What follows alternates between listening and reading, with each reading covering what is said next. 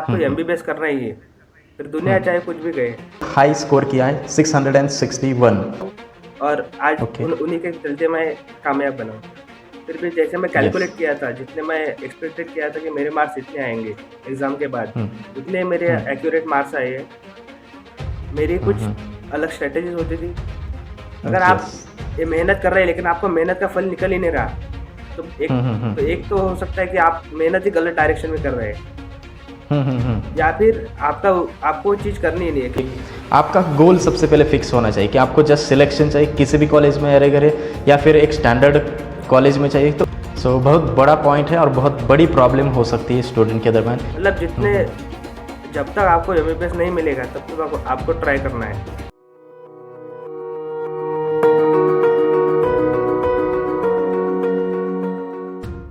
Hey guys, आज हमारे साथ है इंटरव्यू पर और लाइव है हमारे साथ कमलेश, जो कि नीट इस साल 21 में बहुत ही हाई स्कोर किया है 661।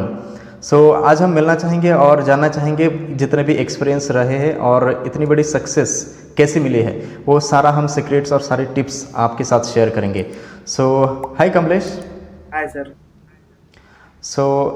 आज के इस वीडियो में हम अपने ऑडियंस को बताने वाले हैं कि आपने इतना बड़ा सक्सेस कैसे अचीव किया है, कौन से टिप्स एंड ट्रिक्स है स्टडी के लिए, टेक्निक्स कौन से सीक्रेट्स है, ये सब कुछ हम बताएंगे ताकि आने वाली जो भी स्टूडेंट्स है, एस्पिरेंट्स ऑफ नीट है, वो थोड़ी सी इंस्पायर हो, उनको भी थोड़ी सी हेल्प मिले। तो सबसे पहले मैं आपके वर्ड से आपका इंट्रो सुनना चाहूँगा। Please give your intro in your words. जी सर, बिल्कुल। सर, मेरा नाम कमलेश हेमंत राव पायगन है। मैं 6वीं से 12वीं तक जवाहर नवोदय विद्यालय अमरावती में पढ़ा हूँ। उसके बाद मैंने मतलब जब पहली बार नीट दिया था, तब मेरा सिलेक्शन नहीं हुआ था। तो फिर मैं ओके। 1 साल और रिपीट किया। उसके बाद अभी इस साल मैं फिर से सेकंड अटेम्प्ट दिया हूँ नीट का। तो उसमें मेरा अच्छा स्कोर आया है और इस साल मुझे पक्का है कि नीट में एमबीबीएस का सीट मिल जाएगा। यस। गाइज, आपको बताना चाहता हूँ 661 जो कि बहुत हाई स्कोर है, इस पर बहुत ज़्यादा कॉलेजेस मिल सकते हैं, महाराष्ट्र हो या फिर पूरे इंडिया ओवर। तो बहुत सारे चांसेस है इनको कि कॉलेज मिल जाएगा एमबीबीएस के लिए। ये इनका सेकेंड अटेम्प्ट था, सेकेंड अटेम्प्ट में ही पार कर ले, यानी कि सिर्फ 1 ड्रॉप में। राइट, आपने ड्रॉप लिया था या फिर कुछ स्टडी की थी? नहीं, मतलब बेसिकली यह बात यह हुई थी कि निकालना तो मुझे पहले अटेम्प्ट में ही था, लेकिन कुछ यस। कारणों के चलते मतलब पहले अटेम्प्ट में नहीं हो सका। तो इसलिए फिर मैं 1 साल ड्रॉप लिया हूँ और उसी उसी के ओके। बाद अभी इस साल जब परीक्षा दिया तो फिर मेरा अभी इतने स्कोर आ चुका है कि मेरा सिलेक्शन हो जाएगा अच्छे कॉलेज में। एक ईयर ड्रॉप लिया तो कुछ क्लासेस वगैरह लिए थे? जी सर, मैं मतलब मेरा जो सिलेक्शन हुआ था वो 1 ईयर कोचिंग प्रोग्राम के अंतर्गत मुझे स्कॉलरशिप मिली थी। ये स्कॉलरशिप एक फाउंडेशन है, दक्षिणा फाउंडेशन, जो एक एनजीओ है, उसके तहत मुझे ओके। स्कॉलरशिप मिली थी, जिसके जिसके जिसमें मुझे 1 साल की फ्री कोचिंग, मतलब रहना, खाना और स्टडीज़ सारा का सारा मुझे फ्री ऑफ कॉस्ट में मिला था। यह जो फाउंडेशन है, दक्षिणा फाउंडेशन, यह जो गरीब बच्चे हैं या मतलब जो ऐसे लोग हैं या जो ऐसे स्टूडेंट्स हैं, एस्पायरेंट्स हैं, जेईई और नीट के, जो पढ़ना चाहते हैं, जिनमें बहुत काबिलियत है, लेकिन अपने आर्थिक परिस्थिति के चलते वो जो अफ़ोर्ड नहीं कर सकते फ़ीस वगैरह, तो उनको यह लोग फ्री कोचिंग देते हैं और उनको अपना सपना साकार करने में मदद करते हैं। तो मैं उसी दक्षिणा फाउंडेशन के तहत 1 साल कोचिंग लिया हूँ और आज ओके। उन्हीं के चलते मैं कामयाब बना हूँ। Very nice Kamlesh. ये जो कि आप बात कर रहे हैं दक्षिणा फाउंडेशन, हाँ ये सर। 1 साल के लिए आपको कोचिंग प्रोवाइड किया था, पूरा 1 साल, हाँ और सर, जिसमें बिल्कुल। से आपको लगभग सभी फ्री मिला था, कोचिंग एंड रहना खाना सब कुछ जो भी है। हाँ सर। इसके लिए क्या करना पड़ा था आपका, कैसे सिलेक्शन हुआ था? जी सर, मतलब यह जो दक्षिणा फाउंडेशन है, इसके जो मतलब जो सिलेक्शन क्राइटेरिया है, जो इस 1 ईयर कोचिंग प्रोग्राम के लिए वो रखते हैं। तो पहली बात तो आप एक गवर्नमेंट या फिर जेएनवी के स्टूडेंट होने चाहिए, ठीक है? ओके। तो मतलब अगर आप किसी गवर्नमेंट स्कूल से पढ़े हैं 11वीं 12वीं, या फिर आप यस। किसी कोई जेएनवी के स्टूडेंट हैं, तो आप इस परीक्षा के लिए एलिजिबल हो सकते हैं, ठीक है? उसके ओके। बाद आपकी एक सिलेक्शन टेस्ट होता है, जिसका जेडीएसटी नाम है, ओके। जॉइंट दक्षिणा सिलेक्शन टेस्ट, या एक एग्ज़ाम होता है। जो खुद दक्षिणा फाउंडेशन कंडक्ट करता है। ठीक है। यस। तो यस। आपको क्या आप अगर आपका सिलेक्शन मतलब आप अगर ये परीक्षा पास करते हैं तो उसके बाद आपका यस। एक इंटरव्यू भी होता है। तो इंटरव्यू मतलब जनरल होता है कि आपका बैकग्राउंड कैसा है या जानने के लिए वो इंटरव्यू होता है। बाकी जो आपका यस। एजुकेशनल नॉलेज है वो एग्ज़ाम से टेस्ट किया जाता है। तो आपको अगर अ, यह स्कॉलरशिप अगर आपको पानी है तो आपको पहले जो जेडीएसटी का एग्ज़ाम देना पड़ेगा और दूसरी बात आपको इंटरव्यू पास करना पड़ेगा, तभी जाकर आपको यह स्कॉलरशिप मिल सकती है। सो 12th के बाद इनको 1 साल की जो स्कॉलरशिप प्रोग्राम मिला था वो दक्षिणा फाउंडेशन का है। और इसके लिए भी कुछ क्राइटेरिया है, ये एनजीओ है। तो बच्चों को अगर उनको सफल बनाना है तो वो उसी बच्चों को चुनाव कर सकते हैं जो कि सक्सेसफुली पास हो गया या फिर कॉलेज मिल सकता है। सो 661 जो स्कोर है आपने, तो इसमें ज़्यादा से ज़्यादा जो आपका रहेगा वो क्रेडिट तो दक्षिणा फाउंडेशन को जाता हाँ है सर। कंप्लीटली आपका 1 साल का, जी, जी, राइट। बिल्कुल। सो स्कोर इस साल सब्जेक्ट वाइज नहीं मिला है मेरे अकॉर्डिंग, राइट ना? हाँ सर, मतलब फिर भी मैंने जब कैलकुलेट किया था तो सब्जेक्ट यस। वाइज जैसे परसेंटाइल स्कोर आया है, लेकिन हम्म। मार्क्स तो फिर भी पता नहीं चलते कि कितने मार्क्स आए हैं किसके। फिर भी जैसे मैं यस। कैलकुलेट किया था, जितने मैं एक्सपेक्टेड किया था कि मेरे मार्क्स इतने आएंगे एग्ज़ाम के बाद, हम्म। उतने मेरे हम्म। एक्यूरेट मार्क्स आए हैं। ठीक। यस। तो इसलिए फिर मैं मतलब अपना स्कोर प्रिडिक्ट कर सकता हूँ कि मुझे इस सब्जेक्ट में पर्टिकुलरली इतने मार्क्स आए होंगे। यस। सो ओवरऑल आप बता पाएंगे कि तीनों सब्जेक्ट्स यानी कि जो भी हैं आपके नीट के वो कितने होंगे? तो 661 में से बायो के कितने होंगे? हाँ सर, तो मैं जैसे मैंने कैलकुलेट किया था तो मेरे हम्म। बायोलॉजी में 340 आउट ऑफ 360 मार्क्स आए थे। यस। तो और 340। हाँ, आउट ऑफ 360 मेरे 340 मार्क्स आए थे बायोलॉजी में। हम्म। और हम्म। फिजिक्स में आए थे 160 आउट ऑफ 180। ओके। और सो केमिस्ट्री में था केमिस्ट्री 161। 161। हाँ। सो बायोलॉजी के आपके कितने गए मार्क्स? टोटल 20 हाँ, मार्क्स। सिर्फ 20। कितने क्वेश्चंस? मतलब चार, चार पाँच? क्वेश्चंस गलत हो गए उसमें से, मतलब एक तो वन वन हाँ। नेगेटिव। तो मतलब ओ। चार क्वेश्चंस गलत गए, उसमें से भी एक तो मेरी सिली मिस्टेक हुई थी एग्जाम में। Yes, yes, yes. हाँ, तो ओके। बाकी तो मतलब आप मान सकते हैं कि तीन गलत है। ओके। ओके। सो 4 क्वेश्चंस जाते हैं, मतलब आपके तो 340 मार्क्स बायो में आ रहे। हाँ। सो गाइज मैं बताना चाहता हूँ, नीट का अगर आप क्रैकिंग और इतना बड़ा सपना लगा रखे हैं एमबीबीएस, तो बायो का स्टडी बहुत हार्ड है। मतलब आपके लिए तो बहुत सिंपल होना चाहिए, हार्ड नहीं होना चाहिए। 340 मार्क्स बहुत कुछ अचीवमेंट है।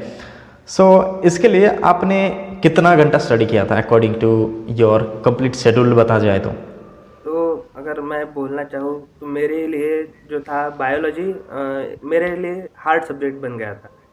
क्योंकि ओके। जैसे मैं मतलब दक्षिणा फाउंडेशन में ज्वाइन हुआ तो हम्म। मेरे इनिशियली मार्क्स आते ही नहीं थे बायोलॉजी में।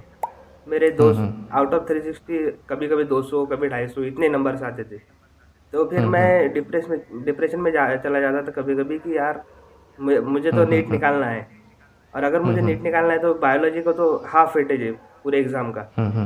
तो मुझे इसको हम्म। तो पढ़ना ही है। ठीक है। हम्म। और अगर मेरा बायोलॉजी नहीं निकलेगा तो फिर मेरा एग्ज़ाम निकलना ही नहीं है, मुझे एमबीबीएस सीट मिलेगा ही नहीं। तो यस, यस। उसी हिसाब से फिर मैंने बायोलॉजी को खुद से प्रिपेयर करना स्टार्ट किया। मेरी कुछ अलग स्ट्रेटजीज होती थी।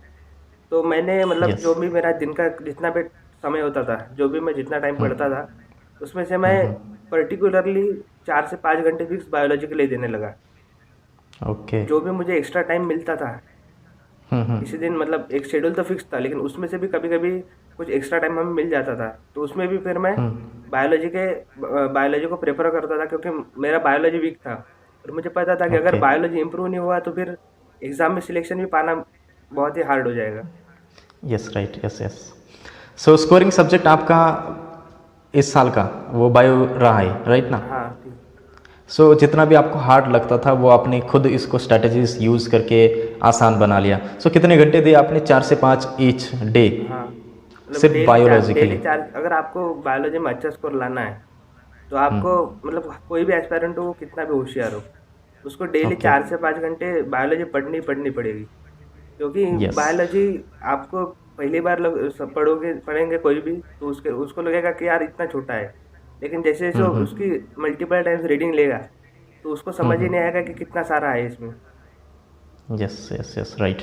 सो बायोलॉजी में अगर आपको क्रैक और बहुत ज़्यादा स्कोर करना है तो एमबीबीएस का कम्प्लीटली बायोलॉजी पर डिपेंड है। सो इसके लिए आपको मैक्सिमम टाइम देना पड़ेगा। So very nice student. आपको और गाइज आपको मैं बताना चाहता हूँ कि बायोलॉजी आपका बहुत स्ट्रांग होना चाहिए, क्योंकि इसी के बेस पर आपका एमबीबीएस में स्कोर बढ़ेगा, नीट में स्कोर बढ़ेगा, बहुत ज़्यादा बायोलॉजी से ही हो सकता है। सो इसके लिए कोचिंग आपने किया था जो कि मतलब टैलेंट पर मिला था कम्प्लीटली। मैं उनके लिए पूछना चाहता हूँ, अगर कोई पुअर है, कोई पुअर बैकग्राउंड से बिलोंग करता हो कोई स्टूडेंट, तो वो क्या करेगा अगर उनको कोचिंग नहीं मिल रही है? तो देखिए, सेल्फ स्टडी पर हो सकता है क्या? हाँ, मतलब अभी कुछ ऐसी बात है, जैसे मुझे तो स्कॉलरशिप मिल गई थी, मुझे कोचिंग मिली, इसलिए मैं अच्छे से कर पाया हूँ। लेकिन राइट। ज़रूरी नहीं है कि आपको कोई मतलब कोई अगर बच्चा है उसको कोचिंग होने के देने के बाद ही उसका सिलेक्शन हो जाए। मैंने ओके। मतलब मेरे गांव में मैंने ऐसे भी कुछ लोग देखे हैं जो बिना कोचिंग के ही मतलब जो स्टेट सीईटी होती है उसमें अच्छे कर जाते हैं। तो लगभग स्टेट सीईटी और नीट का सिलेबस भी सेम है, लेवल भी लगभग सेम ही होता है। तो कोई भी अगर पुअर बच्चा होगा तो उसके लिए बिना कोचिंग के नीट निकालना आसान है, लेकिन उसके लिए उसको दो चार बातें बहुत पक्के से ध्यान में रखनी पड़ेगी।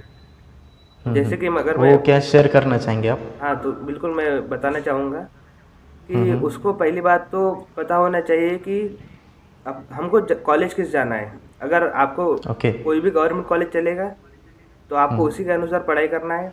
अगर आपको सिर्फ सिलेक्शन चाहिए तो मतलब अगर आपको कोई भी अहरा गहरा कॉलेज चाहिए होगा तो उसके अनुसार एक अलग पढ़ाई होती है। अगर आपको बहुत ही अच्छे कॉलेज जाना है तो उसके लिए अलग पढ़ाई होती है। अगर आपको कोई मीडियम लेवल वाला कॉलेज चाहिए उसके लिए थोड़ी सी अलग पढ़ाई होती है। तो ओके। अगर कोई किसी को मतलब कोई पुअर बच्चा है उसको अगर नीट क्रैक करना है तो पहली बात तो आपको भरोसा होना चाहिए कि आप जो पढ़ रहे हो सही पढ़ रहे हैं। क्योंकि मैंने देखा है बहुत सारे लोग कि वो पढ़ते हैं, किसी कोई चीज़ किताब में पढ़ते हैं, लेकिन उनको उस चीज़ पे भरोसा ही नहीं होता, तो वो 10 जगह जाके उनको उसको ढूंढते हैं। उसने में उनका ओके। टाइम चला जाता है और उनको उनका कोई प्रिपेयर होता भी नहीं है अच्छे से। तो पहली बात तो आपके पास जो भी बुक्स है उस पे आपको विश्वास होना चाहिए कि आप जो पढ़ रहे हैं सही पढ़ रहे हैं। और सारी बुक्स में लगभग सही दिया होता है, कोई कुछ एक बातें होती है जो गलत होती है। ठीक है, तो आपको पहली बात ओके। तो आप जो पढ़ रहे हैं उस पर भरोसा होना चाहिए। और आपको कंसिस्टेंटली पढ़ना है, कोई भी बच्चा हो, यस। आपको कंसिस्टेंटली पढ़ते रहना है बस। अगर राइट। आप सो पहले पहले दिन से लास्ट दिन तक पढ़ते रहे कंटिन्यूअसली तो पक्का है कि आप सिलेक्ट मतलब आप इतना तो कर ही पाओगे बिना किसी कोचिंग के भी, कि आप राइट। अपना सिलेक्शन कर पाए नीट के लिए, मतलब एमबीबीएस के लिए। सो आपके अकॉर्डिंग और जितने भी आपको पता है कि मेहनत कितनी लगती है नीट क्रैक करने के लिए, सो कोई पुअर बच्चा है या फिर कोई भी अफोर्ड नहीं कर पाता कोचिंग, तो सेल्फ स्टडी भी कर सकते हैं। लेकिन सबसे इम्पॉर्टेंट बात यहाँ पर हमें कमलेश से मिल रही कि आपका गोल सबसे पहले फिक्स होना चाहिए कि आपको जस्ट सिलेक्शन चाहिए किसी भी कॉलेज में अरे गरे, या फिर एक स्टैंडर्ड कॉलेज में चाहिए, तो उसका जो कट ऑफ है वो भी हमें पहले से ही पता होता है कि इसके बीच में ही हमें मार्क्स चाहिए, या फिर आपको बहुत ही हाई कॉलेज चाहिए तो उस अकॉर्डिंग आप स्टडी कर सकते हैं। तो सबसे पहले इंपॉर्टेंट कि आपका टारगेट कौन सा है, आपका टारगेटेड कॉलेज कौन सा है, तब आप स्टडी स्टार्ट कर सकते हैं। राइट। सो मैं और एक जानना चाहूँगा कि कौन से आपकी जो प्रॉब्लम्स है जो कि नीट के दौरान आपको फेस करनी पड़ी है या फिर पड़ती है ईच स्टूडेंट को, वो कौन से प्रॉब्लम्स होते हैं? देखिए सर, अगर प्रॉब्लम्स के बारे में बताना चाहे तो प्रॉब्लम्स तो अलग अलग प्रकार की होती है। मतलब अभी कोई कोई अगर बच्चा होगा उसको उसके साथ ऐसा हो सकता है कि उसको सब कुछ आता है। मतलब कोई बेसिकली टैलेंटेड होता है, भले वो पुअर है लेकिन कोई बेसिकली टैलेंटेड होता है। अलग अलग टाइप के बच्चे होते हैं, किसी को तीनों सब्जेक्ट हार्ड लगेंगे, किसी को तीनों सब्जेक्ट आसान लगेंगे, किसी के लिए दो आसान होंगे एक हार्ड होगा, किसी के लिए दो हार्ड होंगे एक आसान होगा। वो कोई भी हो सकता है। तो यस। हर एक बच्चे का मेंटल स्टेट पहली बात बहुत ज़्यादा मायने रखता है कि जब भी वो कोई किसी एग्ज़ाम की प्रिपरेशन कर रहा है, भले वो नीट हो जेईई हो। पहली बात यस। तो वो जो बच्चा है उसमें उतना कॉन्फिडेंस होना चाहिए कि हाँ भाई मैं कर लूँगा। यस। लैक ऑफ कॉन्फिडेंस है सबसे बड़ी प्रॉब्लम। मैं मतलब जहाँ भी मैं देखा हूँ, कभी कभी बहुत यस। अच्छा यस। करने वाला बच्चा भी अगर उसका कॉन्फिडेंस थोड़ा भी डाउन हो गया उसका परफॉर्मेंस बहुत ज़्यादा डाउन हो जाता है। तो सबसे यस। ज़्यादा जो मैं प्रॉब्लम देखा हूँ बहुत सारे बच्चों में वो है लैक ऑफ कॉन्फिडेंस की। ओके। सो बहुत बड़ा पॉइंट है और बहुत बड़ी प्रॉब्लम हो सकती है स्टूडेंट के दरम्यान, हाँ वो मेंटल हेल्थ के रिलेटेड है और वो है लैक ऑफ कॉन्फिडेंस। सो बहुत सारे ऐसे स्टूडेंट हैं, एक दो बार ट्राई कर लेते और तीसरे बार ट्राई करते नहीं, कोई डायरेक्टली छोड़ देता है, जितना भी बड़ा उनका बड़ा सपना है एमबीबीएस का वो भी छोड़ देते हैं। तो वहाँ पर हम बताना चाहेंगे कि उनको एक बहुत बड़ी डिफिकल्टी या फिर प्रॉब्लम है, वो है लैक ऑफ कॉन्फिडेंस, राइट ना। हाँ सर। सो गैप मेरे अकॉर्डिंग, मैं आपके अकॉर्डिंग पूछना चाहता हूँ कि गैप कितनी बार लेना चाहिए, आपने इसे कुछ देखे क्या स्टूडेंट्स। देखिए सर, अगर गैप लेने वाली की बात अगर आती है तो मैं एक बात पक्की बता रहा चाहूँगा कि अगर आपको एमबीबीएस कॉलेज जाना है तो यह मायने नहीं रखता कि आप कितनी बार ट्राई कर रहे हैं। Yes, okay. अगर आपका पहले अटेम्प्ट में होता है बहुत बढ़िया है, नहीं होता है और एक बार ट्राई कीजिए, नहीं होता है और एक बार कीजिए। मतलब जितने जब तक आपको एमबीबीएस नहीं मिलेगा तब तक आपको ट्राई करना है। यस, ठीक है, अगर क्योंकि आपको सच में हाँ, यस अगर आपका गोल हौसला है, अगर है तो आपको करना ही चाहिए, है ना। हाँ हाँ सर, अगर आपको एमबीबीएस करना ही है फिर दुनिया चाहे कुछ भी कहे, आपको यस अगर यस। एमबीबीएस करना है, अगर आप, क्योंकि बात ऐसे, क्योंकि बाद में आपको फिर जाकर पछतावा होगा कि यार अगर मैं उस साल उस पहले दिन कुछ और ज़्यादा मेहनत कर लेता, एक साल और दे देता, तो आज शायद मेरी ज़िंदगी कुछ और होती। तो वो पछतावा अगर आपको राइट। नहीं करना है कभी जीवन में, तो आपको जब तक आपका गोल अचीव नहीं हो जाता तब तक प्रयास करते रहना है। मुझे मतलब एक, यस मैं आपको एक स्टोरी शेयर करना चाहूँगा कि यस, जब हम जरूर। एग्ज़ाम देने गए थे तो मेरे साथ एक था, मतलब मेरा दोस्त था, वो असम से था। तो ओके। उसके रूम में एक आदमी आया था जो एग्ज़ाम देने आया था एमबीबीएस का, नीट का। इसी साल की बात है, मैं मतलब सच्ची बात बता रहा हूँ। यस सर, तो बताइए। उसके रूम में, मतलब जब वो एग्ज़ाम दे रहा था तो हम तो सब मतलब टाइम के पहले एग्ज़ाम सेंटर में पहुंच गए थे, हमारे एग्ज़ाम हाँ हाँ। एग्ज़ाम हॉल में पहुंच गए थे। लेकिन उनके रूम में जब एग्ज़ाम को जस्ट आधा घंटा बाकी था तो एक आदमी एंटर हुआ। तो बाकी सब किसी को समझ नहीं आ रहा था ये आदमी आया क्यों है। तो वो जाकर अपनी सीट पर बैठ गया। हाँ तो हाँ। पहले तो पता नहीं चला किसी को कि भाई होगा, मतलब ऐसे आया होगा, पता यस, नहीं। ओके। तो हाँ लेकिन हाँ हाँ। जब इन्विजिलेटर ने उसके साथ इंक्वायरी की तो उसने बताया कि मैं एक पेशे से डॉक्टर हूँ और मेरी अभी एज है 34 ईयर्स, और मैं एक बीएमएस डॉक्टर हूँ और मुझे एमबीबीएस करना है, इसलिए मैं एग्ज़ाम देने आया हूँ। ओके। तो सो मतलब आप ग्रेट, देख सच सकते में। हैं कि यस। वो अभी उसकी एज 34 ईयर्स 35 ईयर्स है। वो एक डॉक्टर है लेकिन उसको एमबीबीएस ही करना है, इसलिए वो उस उम्र में भी पढ़ाई किया है और एमबीबीएस का एग्ज़ाम देने के लिए आया है। तो हम यस अभी तो हमारे पास तो अभी बहुत टाइम बाकी है। तो यस। हमें सो कोई मतलब हर्ज नहीं होना चाहिए कि हमारा भले ही एक 2 अटेम्प्ट में निकले, 3 अटेम्प्ट में निकले, 4 में निकले। अगर आपको एमबीबीएस करना है, अगर आपका पक्का है कि भाई मेरे को एमबीबीएस ही चाहिए, तो आपको कितनी भी बार आप ट्राई कर सकते हैं, आपको पक्का है कि सफलता मिलनी ही मिलनी है। एज लिमिट क्या है वैसे ये नीट एग्ज़ाम देने के लिए। वैसे ये नीट एग्ज़ाम के लिए मैं जस्ट अभी मतलब पिछले साल जैसे पढ़ा था तो उस तब 25 ईयर्स बताई थी। अच्छा, फिर तो अभी इस थर्टी साल फोर शायद, ईयर्स का। हाँ इस साल शायद चेंज हुआ होगा कुछ क्राइटेरिया। मुझे इस साल का तो कुछ ओके। पक्का याद नहीं है। तो पिछले साल जैसे 25 ईयर्स तक रखा था उन्होंने। सो ये नीट पीजी क्या होता है, अगर हो सकता है वो इंसान जो है वो पीजी दे रहा होगा। नहीं नहीं, वो मतलब यूजी, यूजी था। हाँ यूजी का एग्ज़ाम देने ही आया तो हमारे साथ आया था इसलिए। अच्छा, हाँ, आपके साथ तो यूजी होगा, हाँ राइट। इसलिए।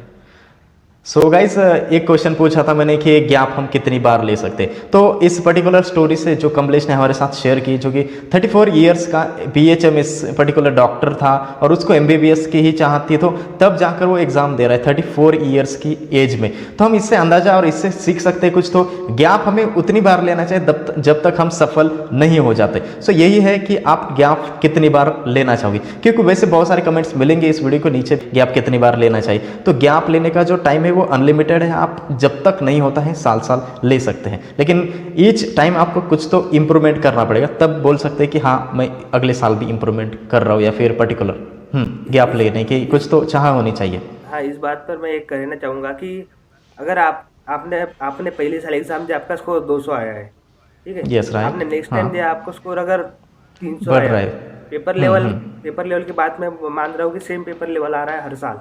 Okay okay. हाँ। पेपर में कुछ ज़्यादा चेंजेस नहीं है, हर साल सेम पेपर आ रहा है। लेकिन अगर आप हर साल इम्प्रूव कर रहे हैं, मान लीजिए आपके पहले साल 200 आए, अगले साल 300 आए, उसके बाद 350 हुए, 400 हुए, तो अगर आप यस। इम्प्रूव कर रहे हैं तो हम्म हम्म मतलब आप यह एक्सपेक्ट कर सकते हैं कि हाँ अगले साल मुझे मिल जाएगा, ठीक है। तो अगर नहीं, मतलब आपको रिपीट भी उतने ही टाइम करना है कि भाई यस, मेरा सिलेक्शन कुछ तो हाँ। इम्प्रूवमेंट। तो हम्म मतलब बात यह होती है कि हम्म आपको रिपीट अगर करना है तो आपको हम्म आपको खुद का सेल्फ इंट्रोस्पेक्शन करना पड़ेगा। अगर आप यस। ये मेहनत कर रहे हैं लेकिन आपको मेहनत का फल निकल ही नहीं रहा, तो एक तो हो सकता है कि आप मेहनत ही गलत डायरेक्शन में कर रहे हैं, हम्म। या फिर आपका आपको वो चीज़ करनी ही नहीं है। क्योंकि मैं आज तक देखा हूँ कि जो भी मेहनत से सच्ची मतलब अगर आपको जो चीज़ चाहिए होगी, अगर आप उसके लिए मेहनत करते हैं तो आपको मिलेगी, पक्का है। यस। अगर सो और यहाँ अगर पर आप और एक, यस, तो यहाँ पर एक और बात ऐड होगी, जो कि अगर आपका कुछ इम्प्रूवमेंट नहीं हो रहा है एक एक साल, तो कमलेश के अकॉर्डिंग बोल रहे हैं कि वो सही डायरेक्शंस ही नहीं है पर्टिकुलरली। तो आपको इम्प्रूवमेंट अगर दिख रहा है तो ही आप गैप लेंगे और इम्प्रूवमेंट करेंगे, राइट ना। सो रिसेंटली मैंने एक स्टोरी देखी थी और एक इंटरव्यू देखा था अभी यूट्यूब पर। 666 आपसे सिर्फ 5 मार्क्स ज़्यादा है, वो पर्टिकुलर स्टूडेंट के 4 साल बाद, मतलब 4 गैप लिए थे और 5वीं बार आया था। हाँ, सो हाँ, उसको लग रहा था कि मेरा 50 50 ऐसे बढ़ रहा है, इस साल बढ़ रहा था, इसलिए उसने इतने गैप लिए थे। हाँ सो सर। गैप लेना कोई बुरी बात नहीं है, आपका पूरा ज़िंदगी का सवाल है, राइट ना। अगर एक दो बार करके छोड़ देते हैं तो कुछ रहेगा नहीं, आपको डायरेक्टली ताने ही मिलेंगे। सो बढ़िया है कि और एक साल दे दे और क्रैक कर ले, राइट ना। हाँ सर, बिल्कुल, बिल्कुल। यस। सो आपको एक बात और पूछना चाहूँगा कि आपका ये सेकेंड अटेम्प्ट था, राइट। हाँ सर। तो फर्स्ट अटेम्प्ट में क्या कमी रह गई थी, कितने मार्क्स आए थे? जी, मेरे मतलब जब मैं फर्स्ट अटेम्प्ट दिया था, तो जैसे हम अभी जैसे आप सभी को पता है कि कोविड पीरियड चल रहा है पिछले 2 साल से। ओके। तो हाँ हाँ हम हाँ। मेरे टाइम पे जब मतलब मैं 2020 पास आउट हुआ, मेरा फाइनल एग्ज़ाम जो हुआ था बोर्ड्स का वो 17 मार्च को हुआ था। मुझे डेट्स याद है अभी भी सारी। तो 17 मार्च को मेरा फाइनल मैथ्स का पेपर हुआ था बोर्ड्स का। तो उस दिन मैं घर आया और मेरी सारी प्लानिंग हो चुकी थी कि मुझे क्या करना है आगे, कहाँ जाना है, मुझे नीट का कोचिंग कैसे करना है। मैं मैं मतलब उसके बाद 17 को घर आया, मैं 20 से क्रैश कोर्स जॉइन करने वाला था, अप टू 3 मंथ्स के लिए। ओके। 1.5 2 या 3 मंथ्स का शायद वो कोर्स था। तो मैं वो क्रैश कोर्स जॉइन करने वाला था, लेकिन प्रॉब्लम ऐसी हो गई कि जस्ट घर आने के 1 दिन बाद ही लॉकडाउन स्टार्ट हो गया। और वो लॉकडाउन ऐसा लॉकडाउन बन गया कि मतलब उसका कोई एंड ही नहीं था, पता ही नहीं था कि लॉकडाउन कब खुलेगा। तो उस वजह से सारे मेरा जो मतलब जो मेरी प्लानिंग थी वो सारी चौपट हो गई। और उसके बाद ओके। मुझे समझ ही नहीं आ रहा था, क्योंकि मेरे पास ना कुछ मटेरियल था, ना किसी का प्रॉपर गाइडेंस था। क्योंकि मैं भी पहली बार दे रहा था, अभी तक मतलब जब नवोदय में था तो उतना ज़्यादा तो कुछ पता नहीं चला था। जब क्रैश कोर्स ऐसा लग रहा था कि शायद क्रैश कोर्स जाऊँगा, 10 बातें पता चलेंगी तो इम्प्रूव कर लूँगा। क्योंकि जब मैं 12th में था तो मैंने 12th बहुत अच्छे से प्रिपेयर किया था। मेरी सिर्फ़ ओके। कमी थी तो 11th में थी तब के लिए। तो हाँ हाँ। इस वजह से मुझे 11th के लिए क्रैश कोर्स जाना ज़रूरी था, लेकिन वो कोविड की पीरियड की वजह से क्रैश कोर्स मतलब मैं जॉइन नहीं कर पाया। और उसी वजह से फिर घर पर, क्योंकि घर पर उतना माहौल नहीं था पढ़ाई का और आदत भी नहीं थी घर पर पढ़ने की। सारे आज यस। 6वीं से 12वीं तक सारे दोस्तों के बीच रहकर पढ़ा हूँ। तो अचानक से घर पे आके बैठ के पढ़ लूँगा तो वो नहीं था। और नीट एक कॉम्पिटिटिव एग्ज़ाम है। आपको राइट। आपके आपके साथ बहुत सारे और लोग हैं जो पढ़ रहे हैं। तो आपको उनके साथ कम्पीट करना है, तो आप सिर्फ़ घर बैठ के पढ़ के नहीं हो सकता है। मतलब जिसको आदत नहीं है वो तो यस। बिल्कुल ही नहीं कर सकता। राइट राइट, तो इस एग्जैक्टली। तो वही हुआ था मेरे साथ, इस वजह से मेरा पिछले साल स्कोर कम रह गया। और मुझे जस्ट पता भी नहीं था कि पेपर होता कैसे, उसको सॉल्व कैसे करना है। मतलब एग्ज़ाम वाली बातें तो अलग है, मतलब कि टाइम मैनेजमेंट कैसे होता है, पेपर का ढंग क्या होता है, उसका अप्रोच कैसे करना है, वो यस। उसका मुझे कुछ भी नॉलेज नहीं था। इसी वजह से यस। मेरा पहली बात तो पढ़ाई ही कम हुई थी। और जितनी भी पढ़ाई थी उसमें से भी जब मैं पेपर देने गया तो मेरा टाइम मैनेजमेंट सही से नहीं हुआ। अच्छा तो उसी अच्छा। वजह से मेरा राइट। दोनों चीज़ों की वजह से मेरा पिछले साल स्कोर 400 तक ही जा पहुँचा था। मतलब फाइनल स्कोर मेरा 398 आया था वैसे। 398 आया था फर्स्ट अटेम्प्ट में, हाँ सर। और सेकंड सेकंड अटेम्प्ट में आया है आपका 661, हाँ जो कि आपने बहुत कुछ अचीव किया है एक साल के अंदर। 263 मार्क्स, जो कि अगर मैं 50 50 बोलूँ तो एक 4 5 साल लग सकते अगर थोड़ा सा इंक्रीज हो रहा है तो, हाँ। राइट ना। 263 मार्क्स का आपका जो भी डिफरेंस है एक साल के अंदर, बहुत कुछ आपने अचीव किया है। सच में अगर बोला जाओ तो एक काबिलियत है, बहुत बड़ी काबिलियत तारीफ़ है आपका जो भी इतना इंक्रीजमेंट और इतना इंक्रीमेंट हुआ है तो, राइट। हाँ सर। सो मैं पिछला कुछ जानना चाहता हूँ, 11th एंड 12th आपका नवोदय विद्यालय से हुआ था, कहाँ से हुआ था और कौन से जिले से हुआ था? जी सर, मैं स्टूडेंट रहा हूँ जवाहर नवोदय विद्यालय अमरावती का, अमरावती महाराष्ट्र अमरावती। से। यस यस, अमरावती महाराष्ट्र का जवाहर नवोदय विद्यालय। आप 6 स्टैंडर्ड से वहाँ पर ज्वाइन किए थे, मतलब एंट्रेंस के बाद? हाँ सर, हाँ। यस। सो स्टूडेंट देखना चाहेंगे आप यहाँ पर JNV यानी कि जवाहर नवोदय विद्यालय, जो कि CBSE क्वालिटी एजुकेशन मिलता है, जो कि सेंट्रल बोर्ड से मिलता है। बहुत कुछ यहाँ पर क्वालिटी एजुकेशन मिलता है, तभी आप इतने बड़े शिखर पर जा सकते हैं, राइट ना। सो बहुत बड़ा है JNV, और वहाँ से ही आपको इतना बड़ा सक्सेस मिला है, राइट। Yes sir.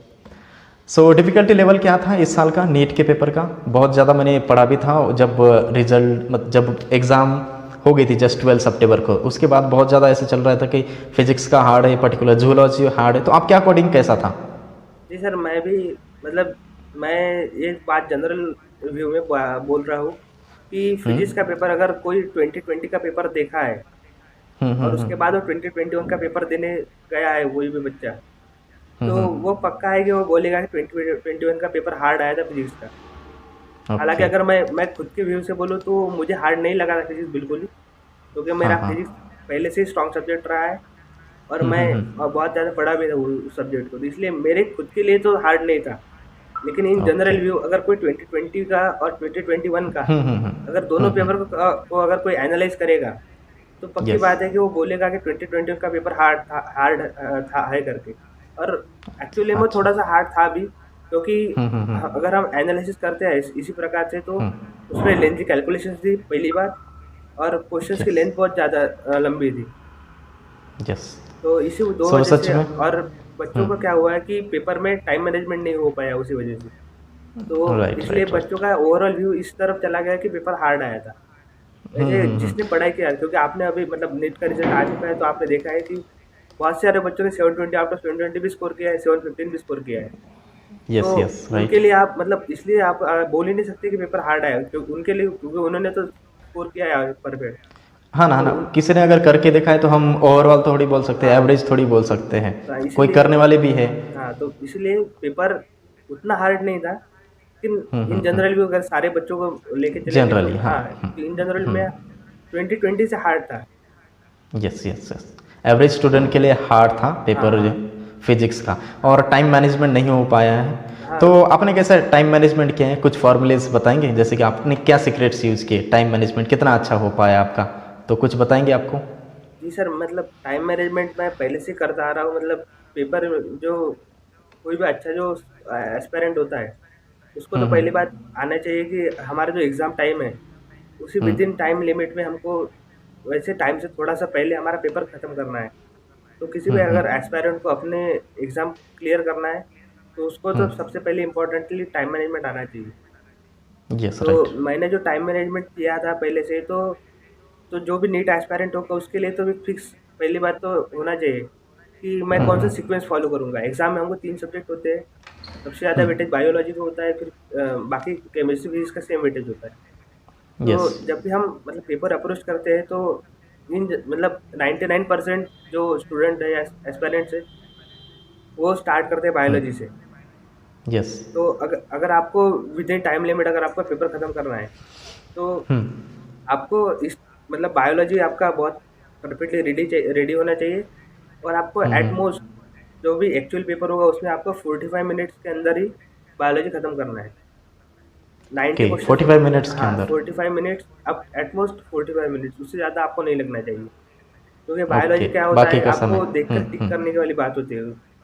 आपको क्वेश्चन राइट पढ़ना है, राइट। टिक करना है। तो इसलिए यस आप एग्जैक्टली। आपका आपको अगर स्पीड बनाई है आपने, तो 1 मिनट में आप 2 क्वेश्चन आराम से कर सकते हैं। इसलिए यस। एट मोस्ट 45 मिनट्स में आपको बायोलॉजी खत्म करना है। उसके बाद केमिस्ट्री आपको 1 आवर या 1 आवर 10 मिनट्स, ओके। इतना टाइम आपको फिक्स केमिस्ट्री के लिए रखना है। क्योंकि केमिस्ट्री में कभी-कभी होता है कि कुछ कन्फ्यूजिंग क्वेश्चंस आ जाते हैं, फिजिकल में कुछ-कुछ कैलकुलेशंस आ जाती है। तो इसीलिए ओके। आपको उन सारे बात मिला के आपको फिजिक्स केमिस्ट्री के लिए 1 आवर या 1 आवर 10 मिनट्स उतना आपको मैनेज करना है। उसके बाद ओके। जितना भी टाइम बचा है आपका, मतलब हुँ, अभी हुँ। लगभग 1 आवर 5 मिनट्स और भी बचा है। हाँ, 1 hour 25 minutes, sorry 1 hour 25 minutes बचा है। हुँ, तो उसके हुँ। उसमें आपको लगभग फिजिक्स करना है। तो ओके। तो फिजिक्स अगर आपको करना है तो फिजिक्स में भी आपको, अगर आपका मतलब इन जनरल क्या होता है कि बहुत सारे जो एस्पायरेंट्स होते हैं उनका फिजिक्स थोड़ा वीक होता है। जो भी हुँ, नीट एस्पायरेंट्स हुँ। होते हैं उनका फिजिक्स वीक होता है। तो मैं इन जनरल जब बात करूँगा तो फिजिक्स का हुँ, आपको हुँ। अप्रोच भी, जब पेपर आप स्टार्ट कर रहे हैं उसमें हुँ। आपका अप्रोच ऐसा होना चाहिए कि मुझे सारे क्वेश्चन सॉल्व नहीं करने हैं फिजिक्स के। राइट, मुझे राइट। सिलेक्टेड हुँ। जितने क्वेश्चंस आते हैं पहले, मैं उन्हीं हुँ, वही हुँ। उतने ही क्वेश्चंस करूँगा, उसके बाद मैं ट्राई करूँगा जो मुझे नहीं आते। अगर आप हुँ, हुँ, हर एक हुँ। क्वेश्चन पढ़ेंगे और उसको सॉल्व करने में लग जाएँगे, तो हुँ। आपका फिजिक्स का पेपर कभी खत्म ही नहीं होगा। Okay, right. उतने टाइम लिमिट में, क्यों अगर आप एवरेज स्टूडेंट हैं और हुँ, आपको हुँ, अगर हुँ। फिजिक्स सॉल्व करना है मेन पेपर में, हुँ, और हुँ। अगर आप हर एक क्वेश्चन पढ़ेंगे उसको, अगर आपको पता है आपका कौन सा टॉपिक स्ट्रांग है, कौन सा वीक है, हुँ, आप हुँ। आपको पहली बार देख के क्वेश्चन समझ जाता है कि मतलब मेरे से सॉल्व हो पाएगा या नहीं हो पाएगा।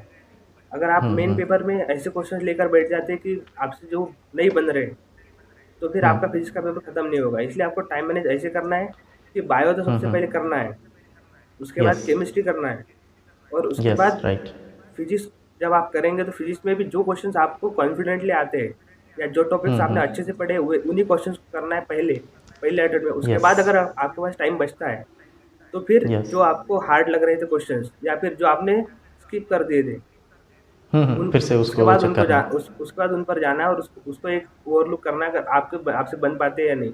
अगर आप ऐसे यस। क्वेश्चन में अटक गए कि जो आपसे नहीं बन रहा है, तो फिर हुँ, हुँ। आपका आधा से ज़्यादा जो आपको आने वाला पेपर है फिजिक्स का वो भी छूट जाएगा। तो फिर फिजिक्स यस, कैसा ओके। है, आपका कॉन्फिडेंस देखता है फिजिक्स। अगर हुँ, आप हुँ, हुँ, फिजिक्स हुँ। सॉल्व करने बैठ गए और आपसे अगर हुँ। पहले 3 क्वेश्चन नहीं बने तो चौथा आसान वाला क्वेश्चन भी आपसे नहीं बनेगा। क्योंकि यस, राइट। आपके दिमाग में वो छप जाएगा कि अरे यार 3 क्वेश्चन हार्ड आ गए तो आगे वाला भी हार्ड ही होगा। भले ही वो आसान हुँ, हुँ, क्वेश्चन हुँ, होगा, हुँ। लेकिन उसके बाद बात ऐसे आएगी बात बीच में कि आपसे वो आसान वाला क्वेश्चन भी आपको हार्ड रहेगा और आपका माइंड क्लिक नहीं करेगा। तो इसलिए टाइम यस, मैनेजमेंट राइट। आपको इसी प्रकार करना है कि भाई पहले बायो करना है, उसके बाद केमिस्ट्री, हुँ, उसके बाद फिजिक्स, और हुँ। फिजिक्स में भी यही करना है कि भाई जो आसान क्वेश्चन है जो आपने अच्छे से पढ़ा है टॉपिक, पहले वही हुँ, क्वेश्चन करने हैं, हुँ। उसके बाद बाकी बचा हुआ करना है। मैं अपने व्यूवर्स को बताना चाहूँगा, स्टूडेंट्स को बताना चाहूँगा जो कि नीट के एस्पिरेंट्स है नेक्स्ट ईयर या फिर उसके भी नेक्स्ट ईयर, तो उनको हमेशा ध्यान रखना चाहिए कि टाइम मैनेजमेंट आपके एग्जाम्स के दौरान होना चाहिए। कुछ क्वेश्चंस आते हैं लेकिन छूट जाते हैं टाइम मैनेज के कारण, लूज हो जाते हैं, लॉस हो जाते हैं, आपके जितने भी मार्क्स मिलने वाले थे वो भी।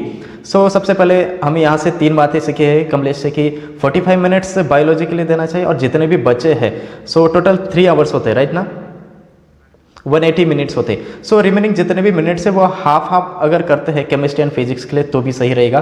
दो नंबर को जो आपको पेपर सॉल्व करना है वो केमिस्ट्री रखना है और 3 लास्ट मतलब फिजिक्स रख सकते हैं। तो बढ़िया, एकदम बढ़िया है आपने जो भी टाइम मैनेजमेंट बताया स्टूडेंट्स के लिए, आने वाले एस्पिरेंट्स के लिए।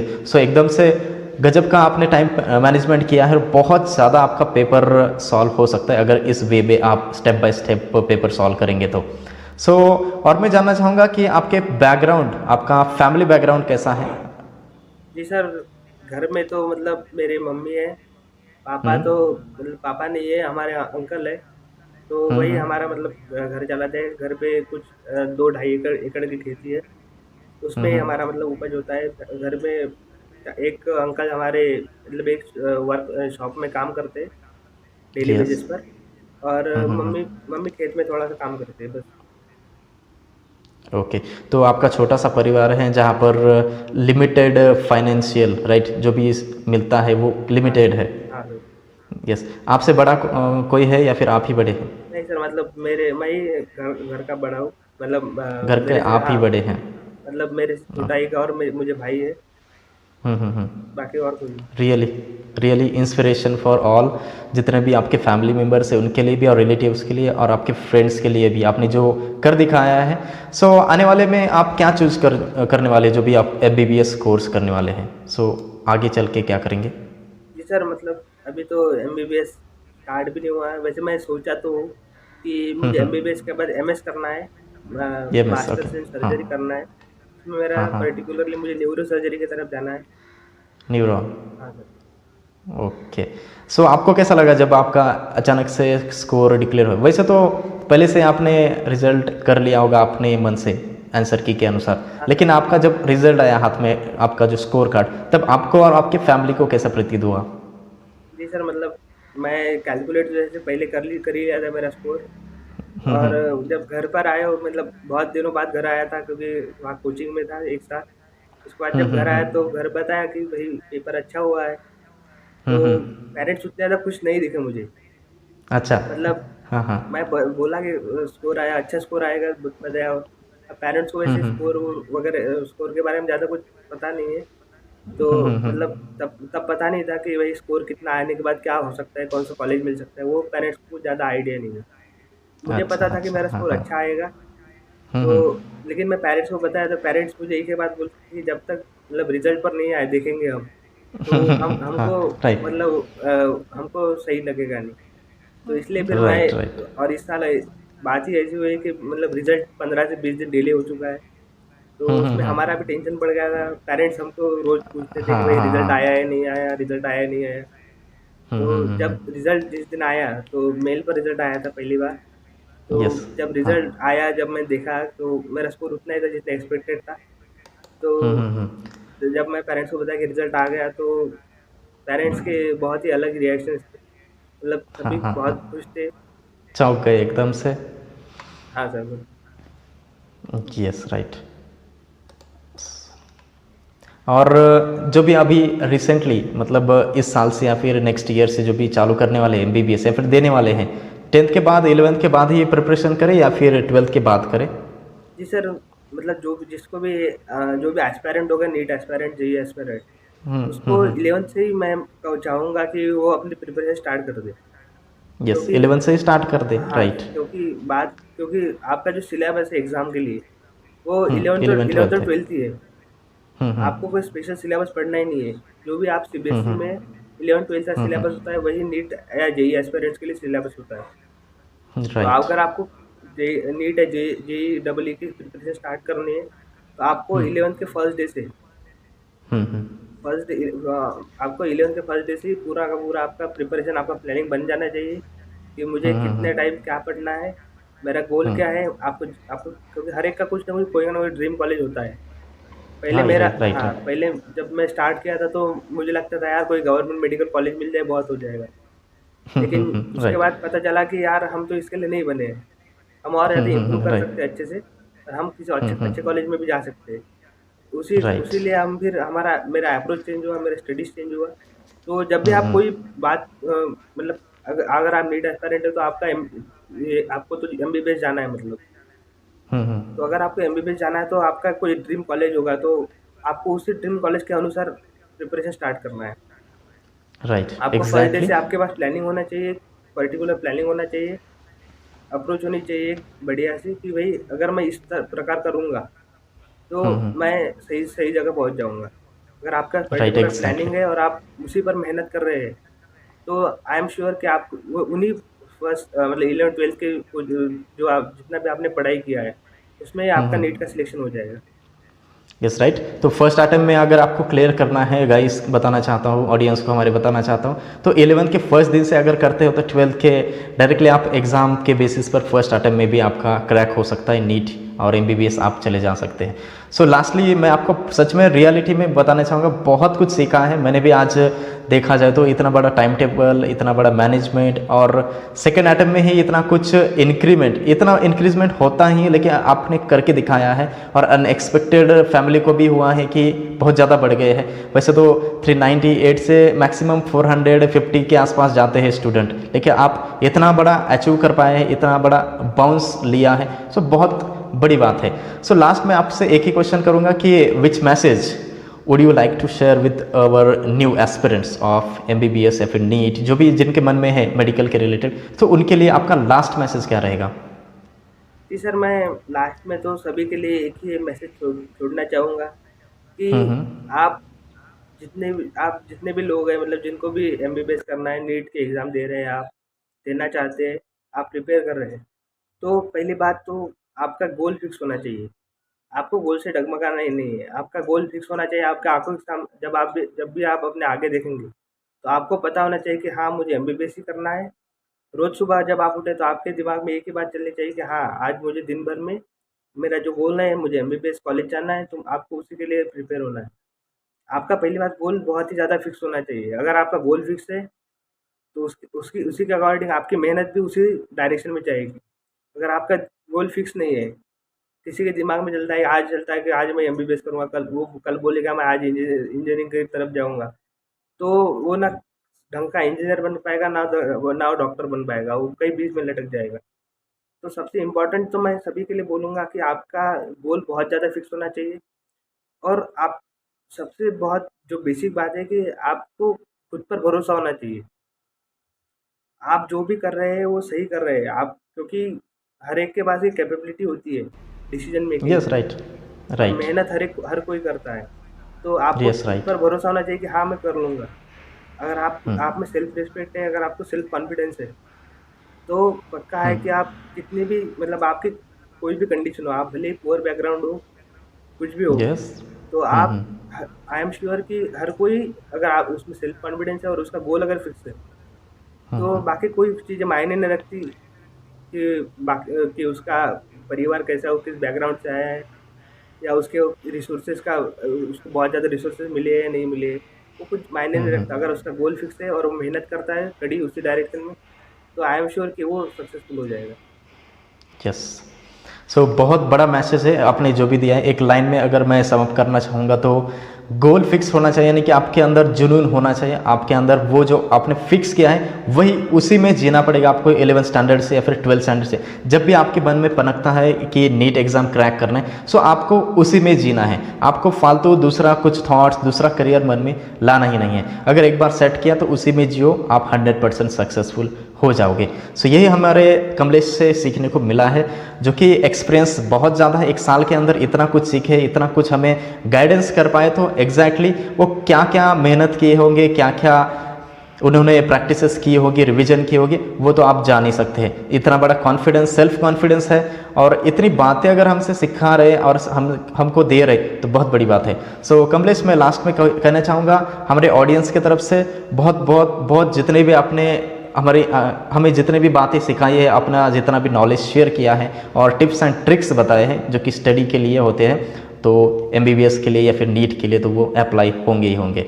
सो thank you so much for your valuable time. Reality में बहुत ज़्यादा आज के इस वीडियो से और आज के इस इंटरव्यू से बच्चे और जो भी आने वाले एस्पिरेंट्स ऑफ नीट है वो सीखेंगे ही सीखेंगे। जी। So thank you so much, have a nice day.